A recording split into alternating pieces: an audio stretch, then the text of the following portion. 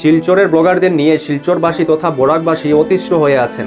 শিলচরের মানুষ শিলচরের ব্লগারদের নিয়ে আর পারছেন না।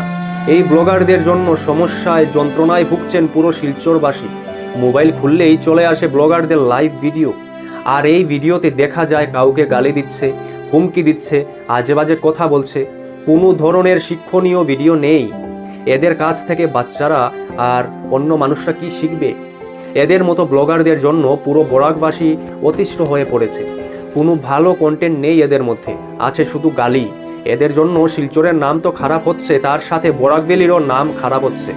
হানি শিলচারির না কি শিলচারির নামটা পারফেক্টলি বলছি না আমি। একটা চ্যানেল আছে, লাইভে এসে বলে সত্যমেবে জয়তে বলে লাইভটা শুরু করে, কিন্তু একদিন রাতে গুন্ডামি মারপিট করার অভিযোগে জেলের ভাত খাচ্ছেন এখন উনি। তার সাথে ওর ওয়াইফও ব্লগার। উনি লাইভে আসেন, এসে আজে বাজে ভাষায় কথা বলে লাইভটা শুরু করেন, আর কথায় কথায় বলেন আমরা